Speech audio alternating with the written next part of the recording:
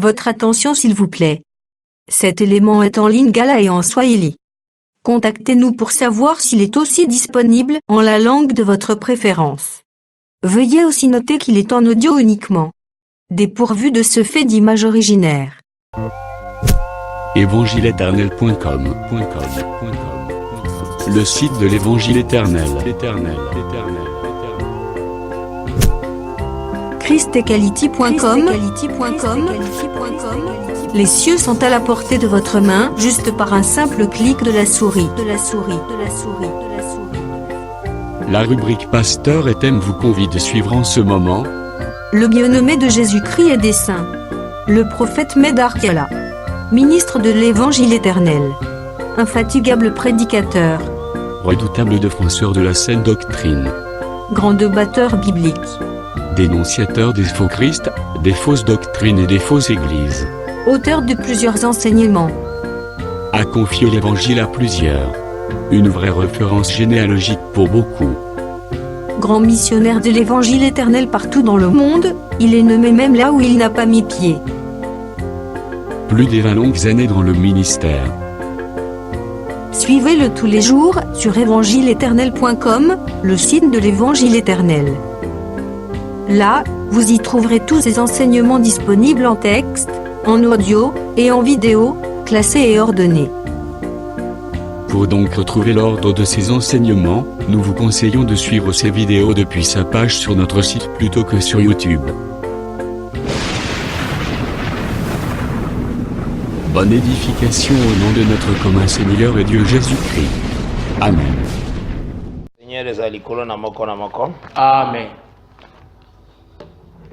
Tundimisami que le Seigneur soka pesi biso le jour Tunaaminia kusema kama Bwana tukaburia hii siku azala toujours na quelque chose à kolobela biso.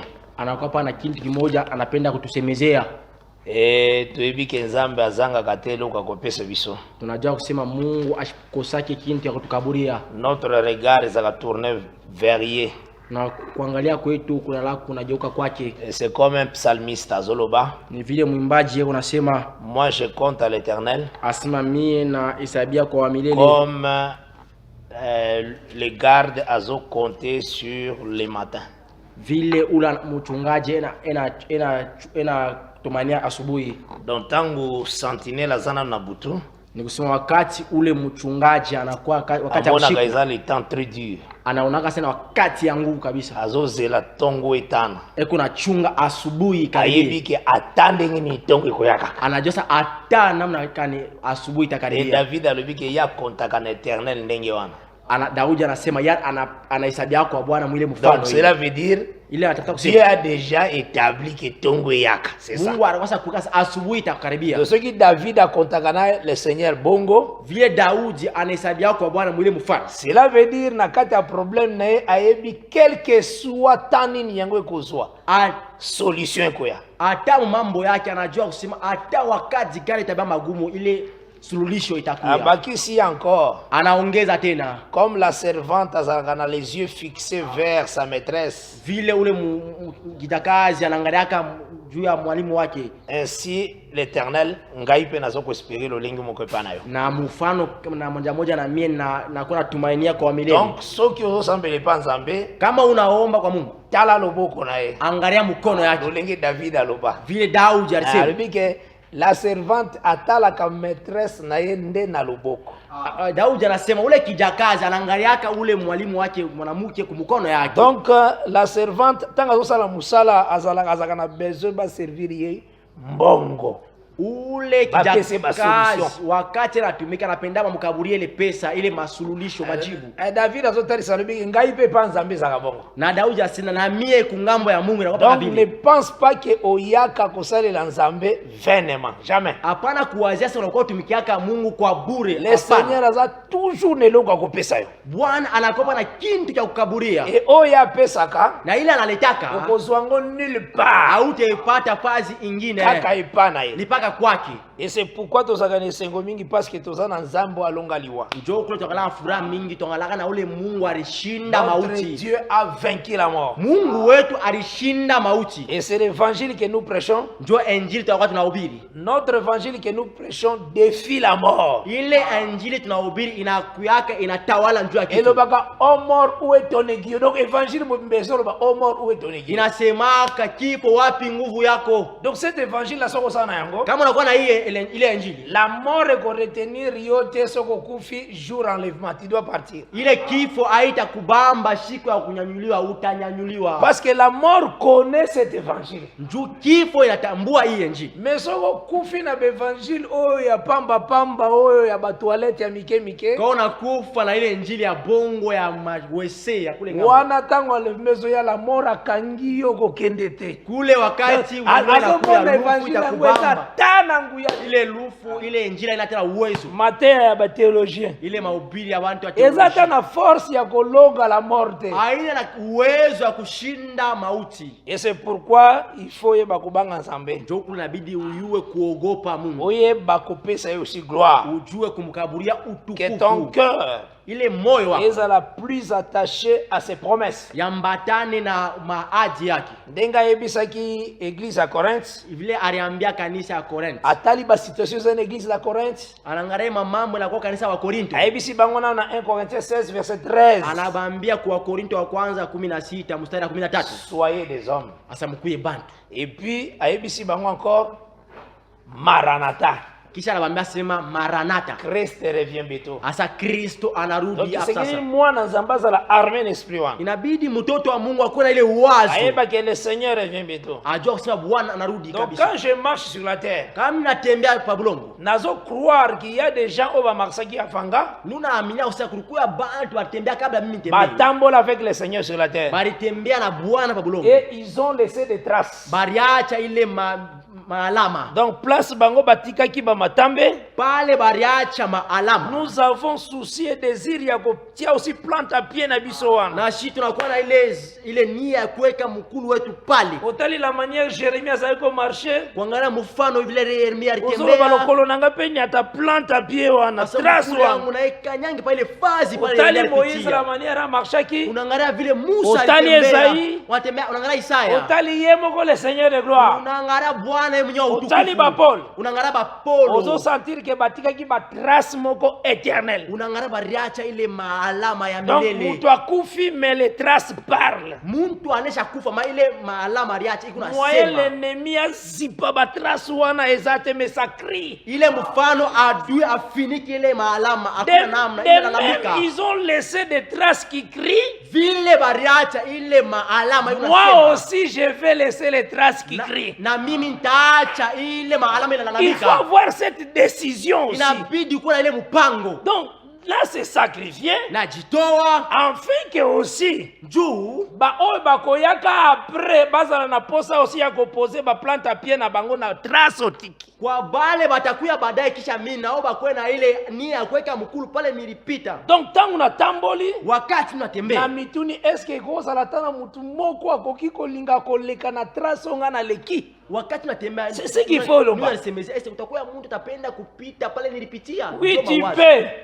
Uwe unaweza. Quand tu t'attaches au Seigneur Jésus-Christ. Wakati unambatana na Bwana Yesu Kristo. Parce qu'avec Dieu nous ferons les exploits. Tuna Mungu tutatenda ila kwa maisha. Yeye sana makoki ya kosimba yo. Yeye ndio anakuwa na uwezaji wa kukubamba. Na tine tene tolobaki ozala pas comme tout autre homme. Mwile mfano tulisema ndio ushukue mtu wote. Eke koleka na yo etika un signe sur la terre. Na kupita kwako pa bulongo yache alama moja ya bulongo. Donc il faut s'armer l'esprit. Inabidi ushike na ile ya kolinga ko sanctifier ton esprit souvent. Ya kupenda kutakasa zamiri yako wakati nanzela. Ukwe mbalabala. Ozala na ndako. Ukwe nyumbani. C'est comme la parole de Dieu ebisaki Israël. Inakuwa sawa vile neno la Bwana aliambia Israeli. Cette loi est s'éloigner na yote. Hii sheria ishende mbali na wewe. Komango ne lamba na yo. Uyandike kule kunguo na frange. Uyanje kule kuma nchongo ya manguo. Otiango na fronton na yo. Uweke kule ukibumbashi. Otia na porte na yo. Weka pansula pala kujibumbashi. Okolobela liloba na Nzambe tango kolala. Na ibaka te soki. Utasema neno ya Bwana wakati tanzo lala. Batu ba comprendre kango. na Okolobela ngo tango kokenda voyage. asa utaisema wakati utaenda Okolobela msafari, ngo tango kolala. utaisema wakati utalala. Cela veut dire ta conscience, il faut être, comme je dis, un terrain. Ni vile anataka kusema ile dhamiri yako inabidi kuwa kama kiwanja. Oyo même soko lali zambe ayaka. Hata kama unaisha kulala kule, Mungu anaweza kuya. C'est comme pongia Salomon ezalaki différent na bapongia batu mususu. Hii inakuwa busingisi ya Sulemani na achana na busingisi ya watu. Ye alali mazo solo ande na Nzambe. Yasha kulala mimi nasumbulia na Mungu. Me makambo aloti wana. Ile mambo alilota. Tanga alamuki. Wakati analamuka Abikeli yango. anaishi. Nous savons que ça prophétiquement. Tunajua sasa inakuwa ya kinabii. Parce que le sommeil à Salomon, Juu ile busingisi ya il Sulemani. y a un homme qui a dit qu'il est plus que Salomon. Juu kulikuwa mtu mmoja anasema anamshindia Sulemani. Or son sommeil c'est l'œuvre de la gloire. Ile usingizi yake alikuwa ni kazi ya Donc msalaba. tango aleki l'œuvre de la gloire, tanga sekui, Wakati anapicha kazi ya msalaba na son anafufuka. corps et la résurrection devient l'église. Na ile mwili ya ufufuko inakuwa kanisa. Et c'est pourquoi Ephésiens 3 verset 10 na 11 et le dit, Joklo wa Efeso 3 mstari ya 10 na 11. c'est par l'église qu'on connaîtra la sagesse infiniment variée de Dieu. Asema ni kupitia kanisa kwa watatambua ufahamu wasio mwisho wa Parce que Mungu. le corps à Salomon tangue huti na sommeil koma ki plus sage. Njoo mwili ya Sulemani wakati yatoka mbushingisha na kuwa Et corps à vrai Salomon tangue huti na sommeil et comme il peut plus sage parce que son corps c'est l'église. na wakati Sulemani wabyakwera alamuka musingizo wake anakuwa tena na ile kushindia. Mais nous disons que l'intérieur na yo, Tunasema ile nkati ya sommeil na yo, ile et bushingishi koza la yako neti ba sommeil ya batu mususu te. ishikwe kama bushingizi ya bantu bote. Sommeil na yo ezalaka rencontre avec Dieu. Ikuye fazi ya kukutana na Mungu. Tu peux le préparer. Unaweza On kuyatayarisha. prépare la nuit, la journée. Banatayarishaka busiku Donc dans jioni. la journée, Vile jioni prends le temps en consécration. na baba wakati ya kujitoa. Dans la Bible, hein, Mu il Biblia n'y a qu'un seul travail qui est reconnu comme travail. kuna kuwa pa Ya kazi cancel. moja wanaitambua kwa kazi. Parce que le Seigneur a dit, hein, Juu Bwana alisema ne travaille pas pour la nourriture qui périt. asa usitumikele chakula inapotea. Ceux qui travaillent, monsieur Zalaki et Sengaloba, ne travaillent pas seulement. Kama kulikuwa kazi nyingine Atikala alikuwa wale anasema, wote. usitumike Atia tu. négation mobimba. Anaweka kukatala C'est dans pale. Jean 6. Inakuwa ni Ne moyo wake travaille sita. pas Usitumike pour la nourriture qui périt. juu Alors, ya bongo. chakula inapotea. Alors, ndio bate vile. ne travaille pas seulement. Asikuseti usitumike bure. Alors, hapana. alors, non vraiment. Asema hapana. Alors, il travailler pour la nourriture qui ne périt jamais. Asa mutumike njoo ile chakula haipotee kamwe. Dieu, dans sa manière d'être, Mungu mfano yake ya le kula. travail qu'il appelle travail, Il est c'est adorer le Seigneur. Ile kazi anaita kazi ni kuabudu Donc, Bwana.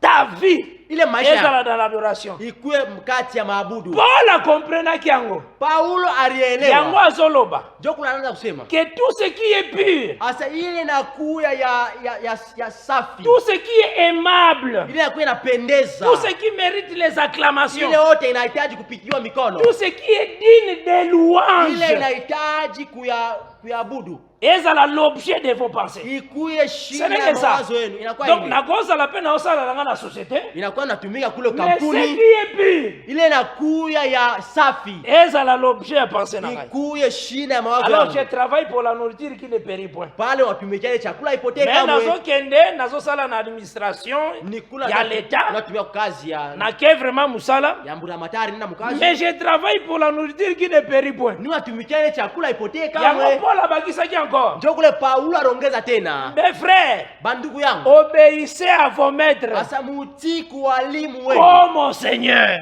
kama kwa Bwana. Ozola na malam? Amen. Comme au Seigneur. Donc, j'ai obéi à mon maître, mais c'est comme au Seigneur. Ni unatii kwa mwalimu wangu me kama kwa Et Bwana. cela veut dire, Ile nafia kusema maître nanga koza l'absent. mwalimu wangu anaweza Ngana sana musala, mimi kukaji. nakoyiba ete. Sitamuiba. Parce que je sers le Seigneur. Juu natumikia Bwana. Je travaille pour le Seigneur. Natumikia njuu ya Bwana. C'est ça la manière Paul a décortiqué le langage de Jésus-Christ dans Jean 6. Njoo mfano ile Paulo alisema ile msemo ya Kristo mu Yohane 6. Okomona batu mususu. Utaona bantu bengine Soki azwi musala neti na société aérienne, wakati anapata kazi kule ku kazi ya ndege. lokola la plupart ya basociété aérienne, la plupart na bango bakonzi baza baimpidique, Vile batilter, bale bakubwa ya ile kazi ya ndege malaba bapesi sharaki. banorme na bango esengeli bafi balataka ba jipete makole monanaka ile makanuni ya kusema wanawake wanzo watu mazipe tu. Maintenant mutakanisi ke musala nde yango wana. Mtu anaweza ile ndio kazi. Il faut imposer ton Seigneur partout. Inabidi ukazishe Bwana wako fasi yote. Soki yo unise. Kama wewe kudada. Basepeli bazuona musala wana. Wanafurahia kuwa ile kazi. Otali norme d'abord ya parole parce que tu travailles pour le Seigneur. Unangara mbele agizo ya nene njoo tumikia Bwana. Soki norme parole eza respecté te. Kama bashimia ile kanuni ya neno. En tout cas, j'accepte de renoncer na likambwana.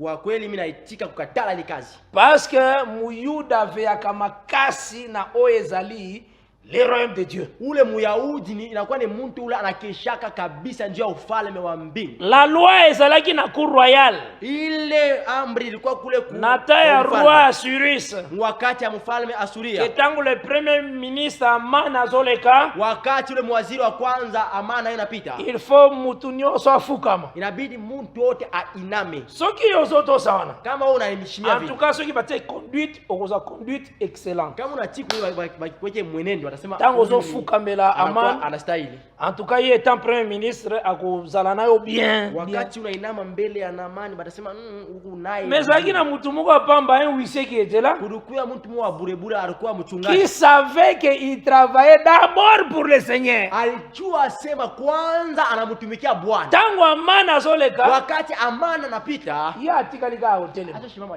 bamusuba fukami benyo la inama bazokama bangundi suba fukami na ya azobanga premier ministre sasa shongope mwaziri wa kwanza ujia so tuni fuka inama je suis juif sandiko muyuda juif donc réponse kaka juif alors sikoyo apesi bango comme une interrogation anapacheka maswali juif veut dire quoi juif ne s'agenouille pas devant un homme de la terre s'agenouille devant ba créature te asipige magoti mbele ya fukama akoyebisoka juif muyuda je suis juif niko muyuda.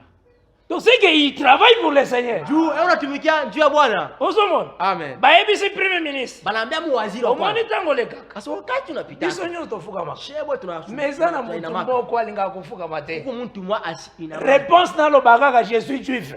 Jibu yake mpaka niko muyuda. Ndio Amana alobi sava. Ndio Amana sema tu. Turo tango na koleka na kotale bien. Asa hii wakati napita mimi nitaangalia vizuri. Ya kasi muyuda banga kamutu. Yeye anasema muyuda anagopaka mtu. Muyuda banga kamutu te. Muyahudi asiogopake mtu wa dunia. Na premier ministre azoleka. Mwaziri wa kwanza unapita. Aso observer bien anaangalia vizuri. Atali anaangalia. Mardoche bien. Angalia Mardokai acha kushimama. Likamuneka ka juif. Mambo nini muyuda? Il a enseigné le nom du Seigneur. Et Dieu azalaka ololenge wana na Mungu ile mfano akolinga kopesa gloire à son nom. Atapenda kuleta utukufu kwa jina lake. Autant ya roi Darius. Wakati ya mfalme Darius. Ekomaki na tamoko. Ilifika wakati moja. Bapesi ba conseiller balingi bazwa Daniel na problème. Bale bashauri banapenda mweke Daniel mumambo. Ba créer une loi banatunga que batu ba adorer toujours l'idole donc ekeko ya roi. Yakisa bantu bote ba abudu ile sanamu ya mfalme. Batu ba ko adorer mutu musute. Asa bantu wa abudu mutu mwingine. Alors soki mutu adorer en dehors ya adoration o esengeli ko pesa ko vénérer le roi. Kama mtu anaoleta mabudu nje kulinganisha ile barsema ako mérité akota na libulu ya lion. Inabidi enye mule mushimu ya simba. Daniel ayoki information. Daniel ashika ile. Il était aussi parmi les travailleurs na cour royale. Alikuwa kati ya batumishi. Alobi Daniel a diminué tour na ya losambo te. Asema Daniel asikushushe wakati yake ya maombi. A continuer kusambela 3 jours par les jours. Ariendelesha kuomba mara boy a osambela sérieusement. Dongo midi pourquoi asubuhi wakati ya jua na magharibi. Aibi que c'est lui qui a créé le ciel et la terre vivant. Anajua kusema ula rumba mbingu na dunia anakuwa mzima. Nzambe wana lobaki soko bangi mutu ngai ne nzambe na kobangi sayo. Na Mungu alisema kama unaongopa mtu mimi Mungu nitakuongopesha. Etala ba suite ya batu nyonso ba élever le nom du Seigneur même dans leur service. Fata kuendelesha abantu bote bale bari abudu Bwana makazi yao. Na ngambo Mardoche ku ngambo Mardokayo Amana bongisa ki poto pona Mardosha kufa, ule na maana alitayarisha ile poto njukule bamuwe ama yende azwa esika wana. ye njo walimuua kule fashi. Ozola na malam? Amen. Na ngambo ya Daniel, Kule kungambo ya Danieli c'était ordonné même dans tous les royaumes baleta akiza kusema mfalme d'adorer mzima le Dieu de Daniel. baabudu Mungu wa Danieli. Tango a passé nuit na kati ya libulu ya balion, Wakati anapitisha usiku uzima ndani ya shimo ata la lion simba, moko te asimbi. akukwata simba moja Parce alimusa. qu'il était aussi lion. Juu alikuwa naye simba. Parce que Daniel est na tribu ya Juda. Juu Danieli anakuwa mkizazi ya Yuda. Jour Jacob atalaki Juda, Siku Yakobo anangara alors Yuda. Juda tu es un jeune lion. Alisema Yuda unakuwa simba Or kijana. Daniel était dans Juda. Ni kusema Danieli alikuya Donc ndani ya ezalaki kosi Yuda. ya koti na kata bakosi. Ilikuya ni simba kati ya masimba. Donc servir Dieu Ni kusema kutumikia Mungu ezwa un joyeux service. inakuwa ni kazi ya fura kabisa. Kolanda te nzela oyo po mutu mususu nde ayebisi yo. Hapana kufuata hii njia njuu mtu mwingine anakuonesha hii njia. Mezala neloko nzamba asimbisi yo. We shika kile kitu Mungu alikubambisha. C'est très important. Inakuwa ya Et bei. puis luka na yo moko o se découvrir. Kisha tafuta ujivumbule peke yako. Tu y a des trésors en toi. Unakuwa na hazina ndani yako. Ozana bomengo moko na kati na yo. Unakuwa na hazina moko ndani. Parce que le ndani yako. Seigneur a mis dans la terre des richesses. Juu Bwana aliweka mbulongo mahazina. Ezaka pona ko comprendre que yo za terre na kati na yo richesse eza. Inabidi uelewa sasa wewe unakuwa bulongo na ndani yako unakuwa Mais tu mahazina. dois creuser davantage. Inabidi uchimbule tena. Creuser davantage. Chimbula Se tena. mettre dans le travail. Ujiweke mkazi. D'abord pour ton âme. Juu ya nafsi Oluka yako. plus la sanctification. Utafute utakaso. Oluka plus qu'on s'approche plus près de Dieu. Utafute kuambatana na Mungu. Ozala na humilité devant sa parole. Ukuwe na unyenyekevu mbele ya neno Olinga o yake. s'effacer davantage. Upende ujishimishe mbele On yake. fait régner la parole. Ufanye neno C'est ce itawale. que tu dois chercher en Ndio toi. inabidi wewe utafute ndani On yako. s'approcher plus près de Dieu. Wewe ukaribie karibu na Mungu. C'est là oyo bien-aimé. Njoo kule mpendwa Ne sois pas njia. un spectateur, Hapana kuwa mtu awe mais ala un atambua. concerné. Kuya mtu ile Donc inaelekea. lobaka makambo eza ya ngai. Sema hii mambo ni yangu. Na lera Esdras. Na wakati ya Esdras. Tangu bazali ko résoudre ba problème. Wakati wanaanza kuisha ile mambo. Na Esdras 10. Esdras 10. Tangu balobi. Wakati wanasema Balobi il faut koyeba que cette chose-ci bana vous concerne. banasema inabidi mjue sasa hiki C'est ça. inanielekea. Makambo nzambe, il faut sentir que je suis concerné. Mambo ya Mungu inabidi ujue sasa Et inanielekea. convaincu. Inakuja. Eza ya mutu mususu te eza ya ngai. Inakuja aina ya mtu mwingine inakuwa ni Nayoka yangu. yango ke il faut nakaba ma vie pour le Seigneur. Naishikia inabidi nitoe maisha yangu kwa Lei Bwana. mutu azoloba ke nakabi ma jeunesse pour le Seigneur. Vile mtu anasema naleta ujana wangu kwa Nakabi Mungu. reste ya vie nanga pour le Seigneur. Naleta ile kinabakia maisha yangu kwa Parce Bwana. que tout ce que je peux voir, Juu yote naweza kuona. eza nil et vanité de vanité poursuit du vent. Inakuya bure na kwenda kupita na kwenda Et bure. kopesa yo salaire mususu te que la mort. Haitakupatia mshahara nyingine ila tu kifo. Okoki komona eza na baminda, Utaona inakuwa na eza mamianga. na biloko ezo attire Kunakuwa bintu binavuta. des choses de la terre. Bintu ya bulongo. Parfois ba modèle ya lolenge nyonso eza sur le monde. Ukiangalia Au mfano monde. wengine ya muulimwengu. Na kati ya bima, Mfazi ya na kuvala. kati ya biloko bokomona tout ça. Ndani ya vitu vinyewe utabiona. Mais la fin ya discours nango c'est la mort. Unaangalia mwisho ile misemo inakuwa ni kifo. Mais na ngambo na yo, la Bible déclare crains Dieu Upande wako Biblia nasema et ogopa. donne-lui la gloire. Na umupatie Nazolinga utukufu. surtout Mimi napenda. que vraiment na kati na yo se sentir concerné. Ndani yako ujua kusema hii mambo Au inanyelekea. comprendre que il y a de richesses en moi. Ujua kusema kuna kuya maazina ndani Et si que sengeli na koma na comité, usema ufasi inabidi nifike. il faut y bandengo wana. Inabidi useme vile. Je dois travailler dur. Inabidi nitumike nguvu Se sana. mettre mingi na vie à prière, Jeke nguvu sana ku maisha ya maombi. vie à repentance. Maisha ya Que mon kujitakasa. cœur est akizenga na rien. Moyo wangu ushinistaki kukitu. Parce que Jean Lobaki, Juu Yohane alisema si ton cœur te condamne, kama moyo wako et inakuhukumu. combien Dieu qui est plus grand que ton cœur. Mara ngapi ule Mungu anakuwa mkubwa ushinda moyo wako. Quand tu sens quelque chose, ezotungiso makasi. Wakati unasikia kitu kimoja kinakuzuru ndani yako. En tout cas, libère-toi. Ujifungule. Mutu moko te afutaki rachapo na yo azate. Hakuna muntu aripa okovu. Ata prendre rango. Au kangelo likolote. Ate. Libère-toi.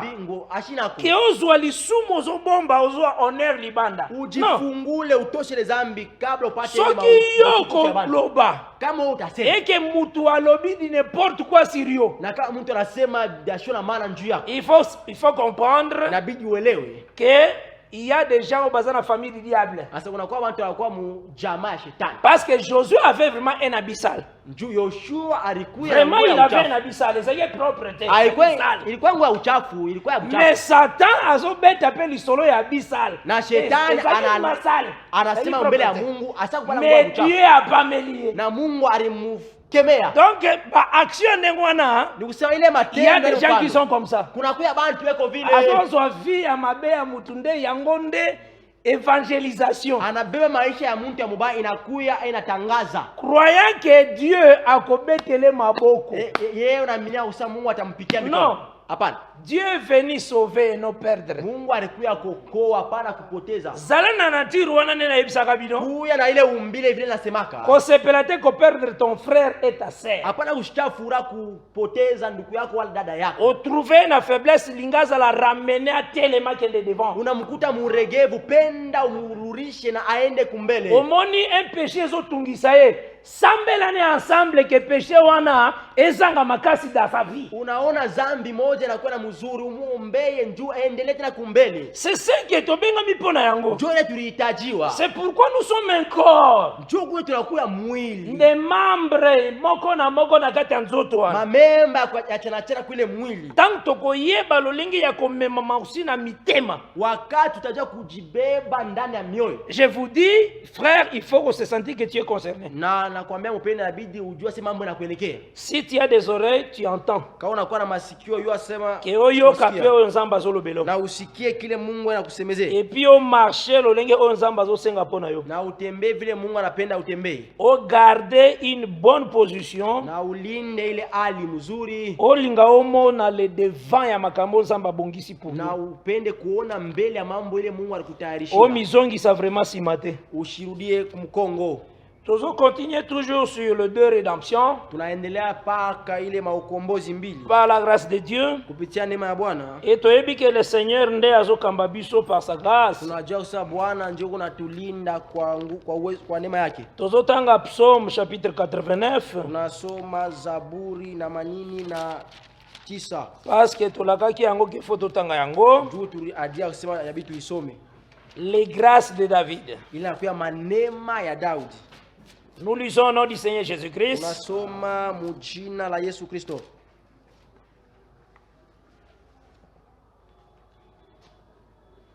À partir du verset 19.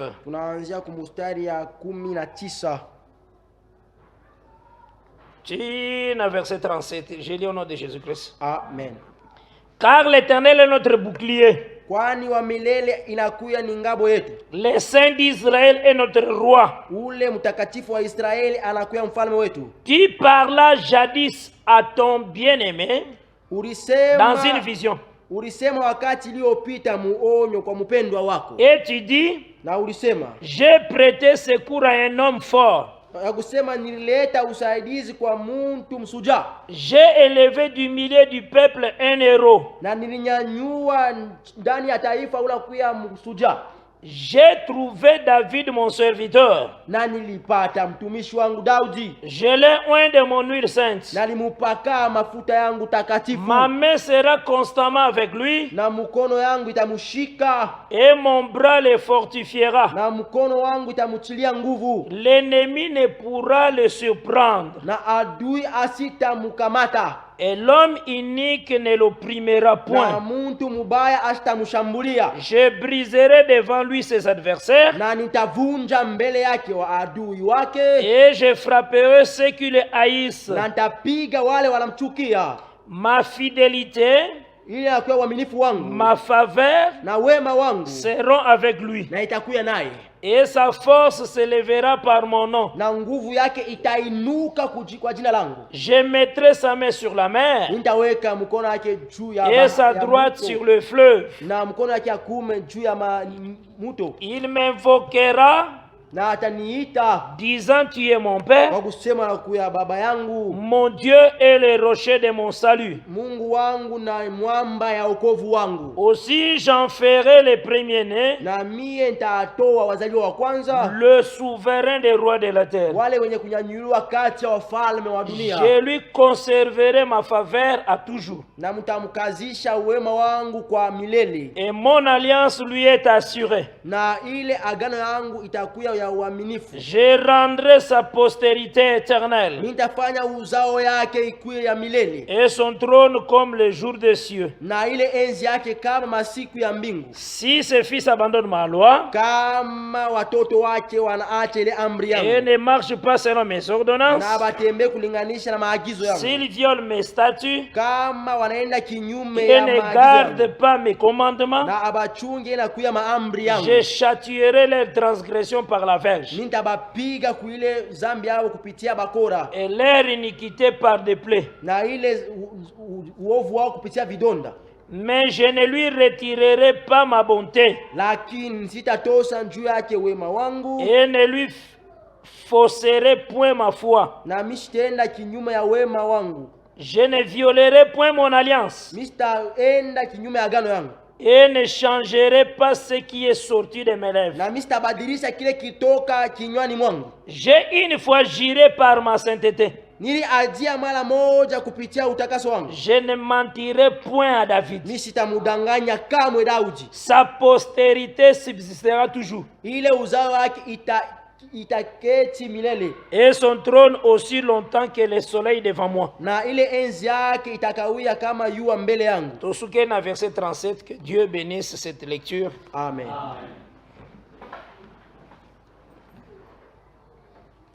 Tozalaki kotambola toujours na kati ya deux rédemptions. Tulikuwa tunatembea paka ndani ya ile maukombozi mbili. Totalisaki premièrement, tulionyesha mara kwanza selon Ecclésiaste 3 verset 14-15, ile naangalia Mhubiri 3 mstari ya 15 na 14 mpaka 15. Oh, l'écriture déclare, j'ai reconnu que tout ce que Dieu fait, cela durera toujours. Kule andiko nasema, natambua ya kusema ile Bwana alifanya itakawia. Qu'il n'y a rien à y retrancher, hakuna ya kuondosha, rien à en ajouter. Hakuna ile ya kuongeza. Et Dieu fait ainsi afin qu'on le craigne. Na Mungu anatenda hivyo kusudi tumuogope. Ce qui est, ile iko a déjà été. Ilikuyakako. Et ce qui sera, na ita kuyaka a déjà été. Ilikuyakako. Et Dieu ramène que ce qui est passé. Na Mungu anarudisha paka ile enesha pita. Et un autre témoignage zakana Ecclésiaste 1 verset 9-10. Na ile ushuda nyalaka Mhubiri sura ya kwanza mstari ya 9 mpaka mstari ya 10. Ce qui était, c'est ce qui sera. Inasema kile kilikuyaka ndio kile kitakuyaka. Ce qui se fait, c'est ce qui se fera. Inafansika ndio itafansikaka. Dieu ramène que ce qui est passé. Na Mungu anarudisha paka ile ilishapita. Donc totalisaki que avant que l'évangile, tulisema kabla hii injili eya kozala présenté par Nabiso, ikuye batu oneshe yo comme étant l'évangile où ezali ko bomba deux rédemptions, kama injili inafichika ndani yayo ile ukombozi mbili. Esengelaki d'abord to monango dans le plan, ilibidi tuone d'abord mukule mutengeneza na kati ya ce qui a été mundani ya ile likuyaka. Donc tant tozotala Moïse, kama tunaangalia Musa, yango tozwaki en Moïse, donc dans les écritures qui étaient avant que Christ aya, ndani ya maandiko ilikuwa kabla Yesu akuye. Totali na déplacement programme ya sorti ya Israël. Tuangalia mukule kutoka ya Israeli. Le Seigneur tangazozwa Moïse, wakati Bwana anabeba Musa po atinda émission, juu ampatie le kazi, a deshosaki, alimutosha kiato, ezalaki po libérer Israël de l'esclavagisme de l'Égypte. Ilibidi akatoshe Israeli kule kubutumwa ndani ya Misri. Lolenge moko po apesa Israël territoire, namna moja moja ndio mkaburie Israeli ila kuya urithi. A deshosaki aussi Josué. Alimutosha tena vilato Yoshua. Nde totala sekiwana. Njo tunaangalia pale. Tozomona que Dieu a déchaussé 2 hommes. Tunaangalia Mungu alivula vilato batu bawili. Donc a déchaussé ki bango pona kotalisa ke bango moko baza na capacité te ya ko racheter.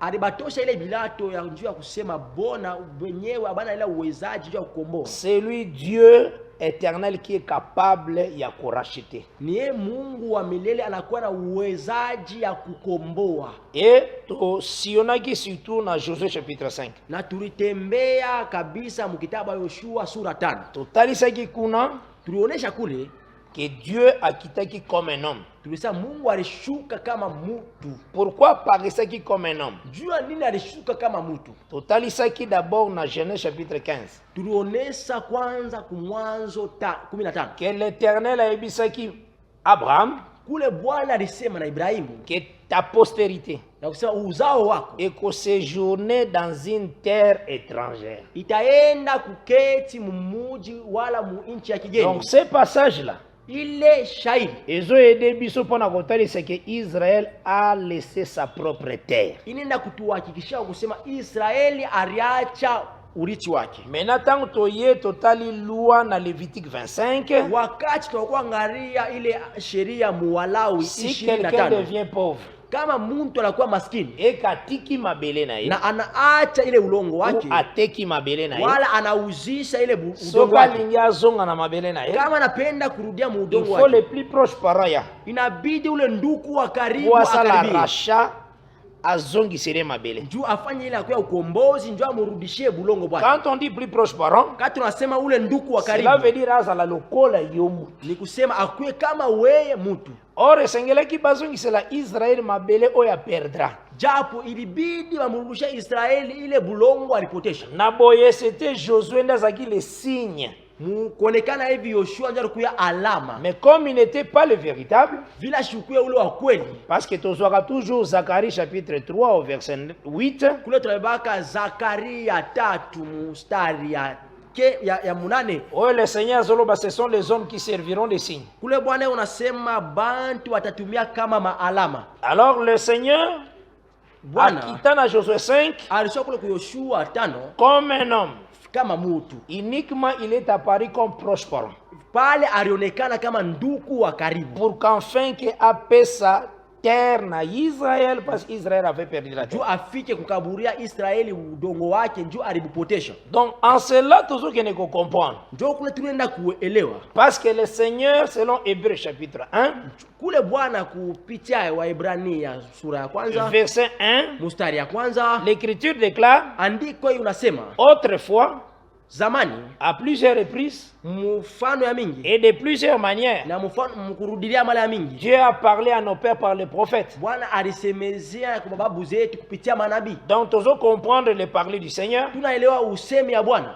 Alobaka azo reprendre en changeant de manière. Anasemaka eko na nzulula mkubadilisha mahali. Donc la chute d'Adam, ni kusema kuanguka kwa Adama, l'esclavagisme d'Adam, ile butumwa ya Adama, parce que Adam était vendu au péché. Juu Adama aruzishwa kuzambi, akombaki esclave du péché, alikuwa ule mutumwa wa zambi. Et c'est ces choses-là le Seigneur, cette chose-là le Seigneur yozongiserango, na ile kintu Bwana anakuwa ukirudisha Israël abandaki esclavagisme. Kule Israeli anaanza butumwa. Dieu atielaki Israël, Mungu aliweka Israeli, Pharaon qui ne connaissait pas Joseph. Aliweka Farao ule asijue Yusufu. En réalité le Seigneur voulait tout simplement dire, kwa ukweli Bwana alipenda tu kusema que Adam kokota dans le péché eza Nzambe ye moka salaki programme. Ni kusema Adam kuingia kati ya zambi na kwa ni Mungu alifanya ile uroza. Parce que ce roi là, ule mfalme Pharaon azalaki poanyoko la Israël. Alikuwa pale njoo atese Israeli. Mais ne connaissait pas Joseph. Ashikujue ule alikuwa Yusufu. Na kotsaka parenthèse moko wana. Hapa minengishaka mkato moya. Le roi c'est aussi le prédicateur. Njoo mfalme inakuwa ni mhubiri. Le roi qui ne connaît pas Joseph, ule mfalme ashiwe Yusufu, akunyoko la peuple makasi, atateswa taifa nguvu sana. Donc le vrai Joseph c'est le Seigneur de gloire, la parole de Dieu. Ule Yusufu yakuwa inakuwa ni Bwana utukufu, neno. Alors ba prédicateur ba ebi parole bien te. Kusa wale wahubiri baywe neno bya kweli. Otunie Joseph ngai Joseph te. Asa Yusufu mishimujua Yusufu hata kidogo. Ce sont des gens au banyoko la peuple makasi. Inakuwa ni bale banatesaka taifa nguvu sana. On retrouver yaza motei me rankinye. Utamkuta mhubiri maana anakuya anachunga ile mambo ndani ya moyo. Soka azwili kamba frère yango na komisilite ya azwili yango alukela yango ba verser. Kana ba mambo ya nduka na bale mambo inakuwa mahubiri anitafuta. Yejour wana kilte sigele ki batunyo sobo kende atikala kana frère wana. Ile siku inabidi watu wote bende.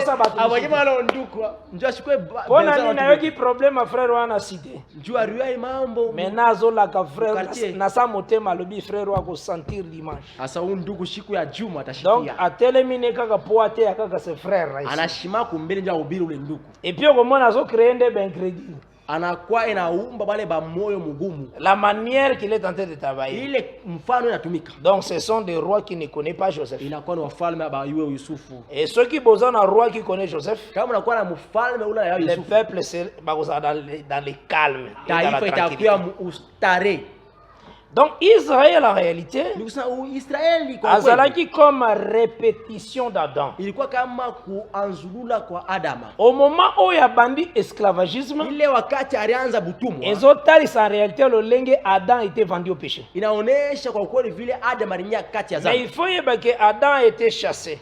Inabidi ujue sasa Adam alifukuzwa. Donc pona kozonga na territoire, juu ya kurudia ndani ya mji, il faut que le chemin arbre devient fongwama. Ile balabala ya mcha uzima ifungulike. Or ce chemin-là demandait du sang. Ile njia inaanza kulomba damu. Parce que l'évangile éternel eye bakaba o bazalaki na porte là bazo tourner épée flamboyant. Ndio injili ya milele na juaka bale bantu kwa mlango bale bazungurusha ile mopanga ya moto. Donc des chérubins qui avait une épée flamboyante. Wale wa kerubi wawili walikuwa na mpanga moja ya ina donc évangile véritable ko yebisawe ke ba o bazalaki na porte wana izaka lion na l'aigle.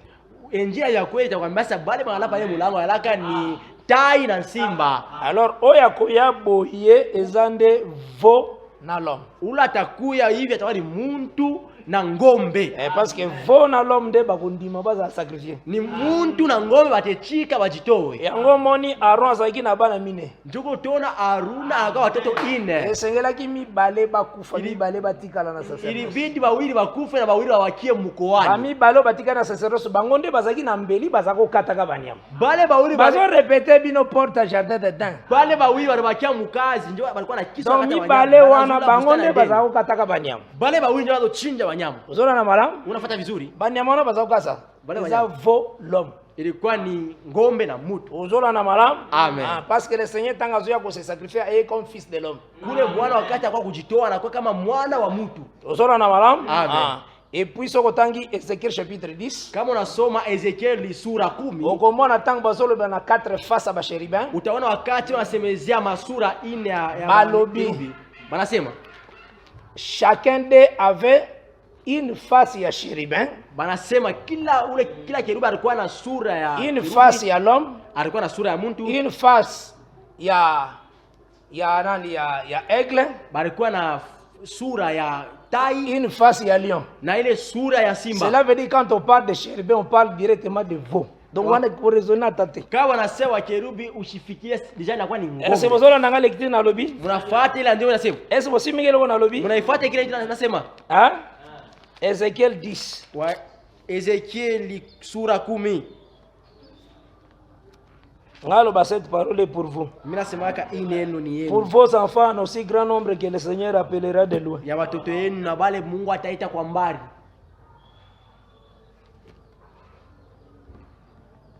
Verset 14. Mustari ya 14. Chacun avait 4 faces.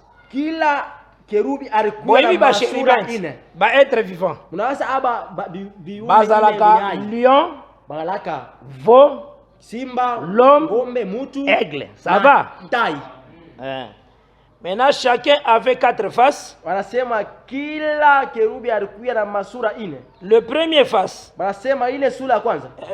Le premier, une face de chérubin. Asa kwanza una sura ya kerubi. Le second, une face d'homme. Wasa wa pili anakuwa na sura ya le troisième, une face de lion. Na watatu anakuya na sura ya le quatrième, une face d'aigle. Na mwingine wa ine anakuwa na uso ya tai. Eloko ba cité tes avaux. kinta watabe inakuwa ni cela veut dire première face oyo ya chérubin ilingolo bezaka vo. Ni kusema hii sura ya kwanza. Donc chérubin en réalité ezalaka nde ngombe. Yalani ngombe. Ozona na malamu? Amen. Yango komona ke tangu Salomon asalaki construction na ya temple. Njuko utaona Sulemani wakati anafanya majengo ya hekalu. Asalaki bangombe oyo yo ezomema kiv derin. Areka bangombe vale bana nyangula ila kuya kiv derin. Ozona na malamu hein? C'est tout un ciel là bazomema. Inakuwa ni mbingu mzima wanapeleka. Mesimba boyeke bamba hivi kusema chemin wana pona kozonga na héritage perdu. Kusema ile barabara njoo urudie ile urithi ulipotesha. Il faut que du sang esopana. Inabidi damu imwangike. Question moko eza pa mutu moko azolanda. Ile swali inakuwa mtu wala afuata. Azolo ba frère kiala. Sasa ndugu kiala. Mais bana ya Ron bakufaki po bayaki na fait étranger na kati ya temple. Asa batoto ya Haruni barikufa ndio walikuwa na moto ya nje ndani ya hekalu. Mais bakoza la comme Jésus. Asa namna gani wanaweza kuwa kama Yesu Kristo? Omoni évangile za kaliboma. Unasa injia yanasa mazimu Donc zamba koma Bible ndenge muta comprendre te. Yebaka d'abord bongo. Mungu anaandika Biblia njoo mtu asielewe hiyo. Pona kotalisa ke salut ya bombango musika. Ndio kusema wokovu alifuchika mbali. C'est ce qu'il faut comprendre. Ndio inabidi uelewe. Donc il faut yeba que inabidi uyue Israël avait l'amour. Alikuwa na mapendo. L'amour oyo azalaki nango c'était l'amour de la parole oyo ekitaki na Sinaï. Balikuwa na mapendo ile neno ilishuka kumlima ya Sinai. Et cet amour là na ile mapendo Dieu a comparé l'amour à un feu. Na Mungu alinganishaka mapendo ku moto. Selon Cantique des Cantiques chapitre 8. Kulinganisha na nyimbo ya Solomono mstari ya 8. Donc Israël était zélé na loi Moïse. So Israël alikuwa na bidii ku sheria ya Musa. Étant un temple parce que c'était une maison, vile anakuwa kama hekalu vile anakuwa ni il avait un feu. Ilikuwa na moto ndani. L'amour à sa loi. Ile mapendo ku sheria. Alors eza na amour mususu eyaki. Kulikuwa mapendo yenyewe itoka. Oya en réalité ezalaki l'amour éternel. Ile ilikuwa kama mapendo ya milele. Parce que Jérémie tanga zoyemba na Jérémie 20.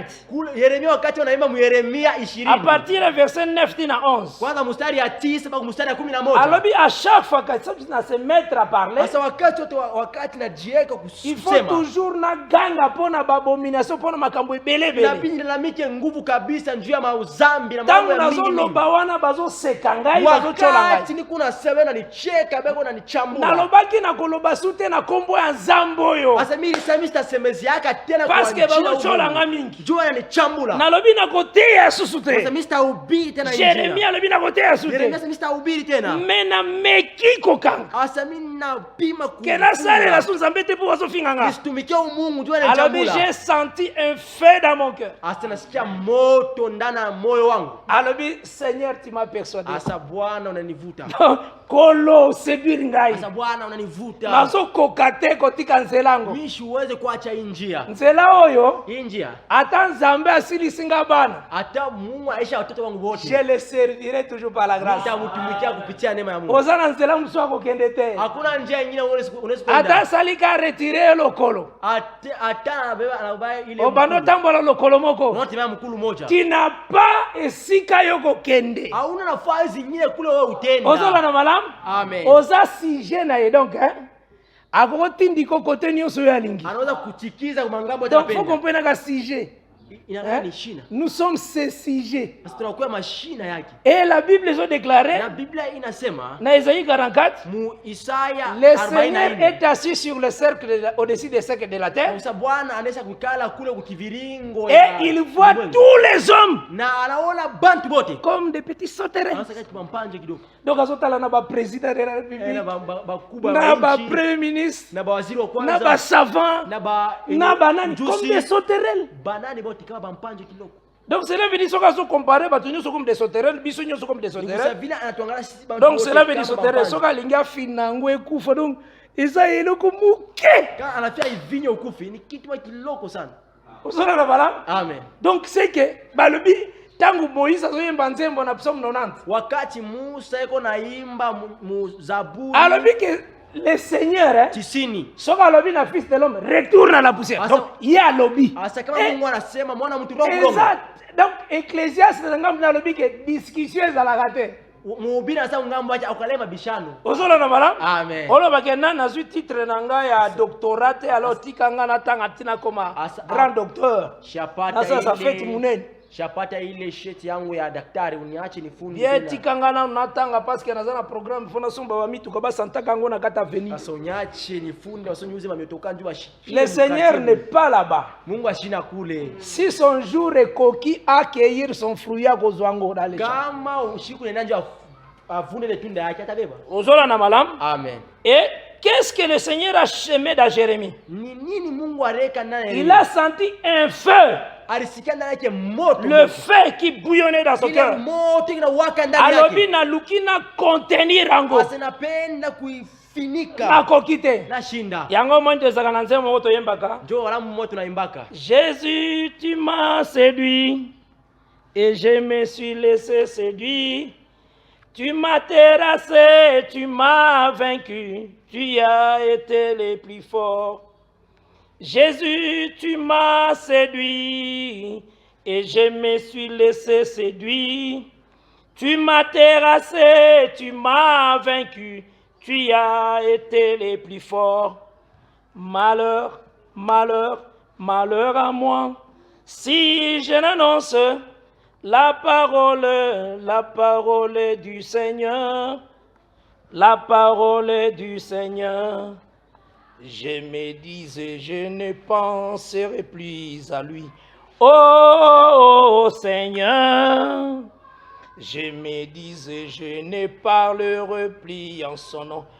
Oh Yahweh mon Dieu, c'était dans mon cœur comme un feu dévorant. Oh Seigneur, enfermé dans mes os, je m'épuisais à les contenir, je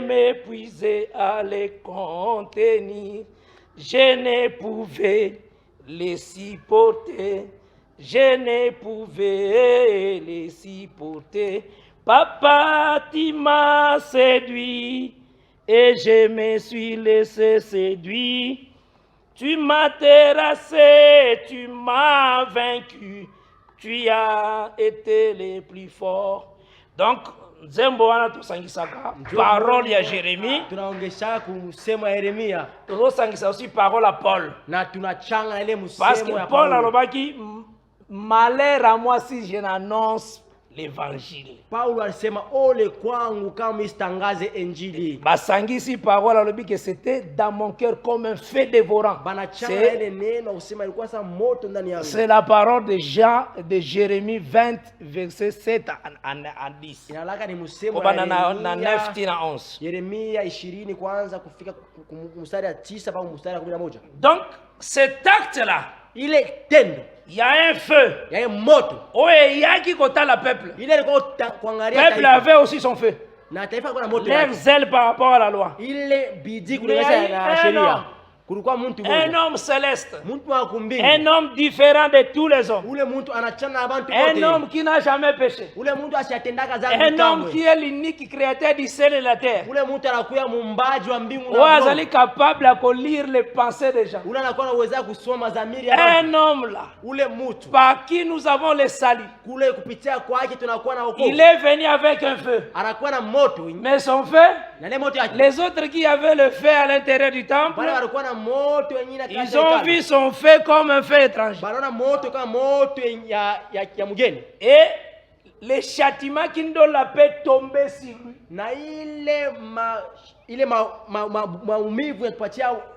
Les feux sortis du temple a brûlé l'autre qui avait le feu. D'après notre loi, il mérite la mort. C'est pourquoi le feu sort du temple. Ils ont tué les autres qui ont le feu. Donc le parler du Seigneur, c'était quelque chose qui dépassait l'entendement. Nous devons comprendre jamais le Seigneur à sa côté. Parce qu'Israël a été. eloko ya mabe ya koleka kintu ya kibaya kushindia ezake nzamba kana ko comprendre makambo na ete akukatalia sa ushiko yango kaka ile mambo ile akoko pesa même avion atakuwa hata ile ndege apesi yo pe mayele makasi okomi pe savana naza anakupacha akili mingi na kuwa ile bazo banga yo pe mapimeli yo koyeba ye anakukwima o mujue akosala yo pe milliardaire anakuburia madola un grand pétrolier na Arabie Saoudite unakuwa una na ujishia ile essence mais soki toteyo Jésus olobi qui est ce Jésus là kati na kubiria sasa ule Yesu ozomona ki oza tellement un homme très considéré unasema kwa mtu wa un kunyanyuliwa homme ya niveau classe supérieure unasema mtu akuyo wa qui est ce Jésus là yulu akoya kosala nini dans ma vie atafani maisha yangu parce que oza na raffinerie ya pétrole njoo unakuwa na ile kampuni ya c'est petrol Dieu qui a donné ça ni Mungu akaburia ile mapimelie la parole anakuima neno eloko ya mabe makasi nde yango wana kitu ya kibani ile kena vanda wana na comprenaka parole te ikale pala atuka eloko ya mabe koleka nde yango kitu ya kibaya ushinda yote ni ile parce que juu po Israel asanga koyeba Nzambe juu Israeli ashimutambue Mungu Isaiah azo prophétiser Isaya alikuwa anatabiri rend leur cœur insensible asema rend leur cœur insensible fanya mioyo yabo ishikwe na afin que tangu bakoyoka liteya bacomprendre te de peur qu'il soit sauvé wakati watasikia mahubiri wasielewe njuu wasiokolewe osomona place alieza na compréhension ukofi na kwa kule kushikia mutu musoso bisanga frère kiana ngai hata nakupendanga matete na banga kanzambe asata shishikia mahubiri mimi naungupaka Mungu kobanga Nzambe za par rapport soko comprendre litea asa kuongopa Mungu inakuya ni kama unasikia neno andeora ko comprendre parole parce que mutu juu muntu poato sa papa na ye il faut comprendre maloba papa na zolo kama njua mheshimiwa baba yake na bila ate obéissance kobota maboye kaka au utasema no hii kutifu itazalika tu omoni mwana tanga sana mukena nazo comprendre makambo te asatani kumutota shile wake mambo okomona to bongisi ndaku akozwa parfois moi eloko na ye ya salite aye nango pe na salon parfois aosakana asatani mutoto omoni ye pa matili kola batiki anaenda inja ba uchafa hapana pa meza na cheza papa ebike aza enfant baba na sasa il faut effort no sa papa pour luka partout de moyens atia quelque part baba anafanya nguvu yake yote nje kwenye kumpembeni mais soki mutakoli kama unakomea ayebi ba ordre unayua ndepe akobéir le père ndio kule atati baba usora na wala amen comment mutozo to ça sans que comprendre ça n'a pas de sens gani wewe una ti kabla uelewe ça n'a aucun sens aina parce que avant d'obéir il faut comprendre les sons kabla wewe uti inabidi donc ndai na tesa bato eloko ya mabe kolekeza Nzamba privé yo la compréhension. Et toi tu as reçu grâce. Ya koyeba ces choses. Et il faut louer Nzambe pona yango. Donc Israël a dit d'après notre loi il mérite la mort. Donc là le Seigneur était comme les deux enfants, il y a Aaron o Esengelaki bakufa. Parce que Israël c'est comme la maison de Dieu. Et qui avait son feu, les ailes qu'il avait là. Et c'est ce feu là qui a attaqué le Seigneur de gloire. Parce que nous l'avons considéré comme puni de Dieu et frappé par Dieu. Donc c'est que par la grâce de Dieu, tozo kende ko comprendre aussi na lolenge tozo tambola que Dieu avait des choses qui dans le plan.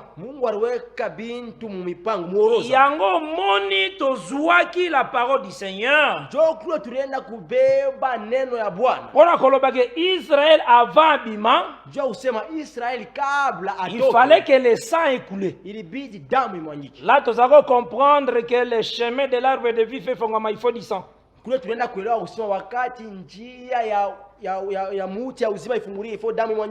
aussi Deutéronome 15. Dans Deutéronome 15, Kumbukumbu la Torati Utalisa 15 à partir du verset 12. tulionesha kwanza pa mstari ya China verset 12 14. kufika ku mstari ya 14 Kuna tokenda ikomona ke kule tunaenda kuona si ton frère a se vendre pas nayo. kama ndugu yako anajiuzisha kwako Parce que comme pauvre, juu anakuya Mungu ako servir yo pendant 6 ans. atakutumikia kadiri ya miaka 6 Mais la 7e année, lakini mwaka il ya faut 7 au rendre libre. inabidi umwendeshe Mais huru. au rendre libre, Utamwendesha huru kati na kopesa ye biloko oyo Dieu t'a béni dans les 6 ans. na kwa kumupatia bile bintu Mungu alikubariki kadiri ya miaka 6.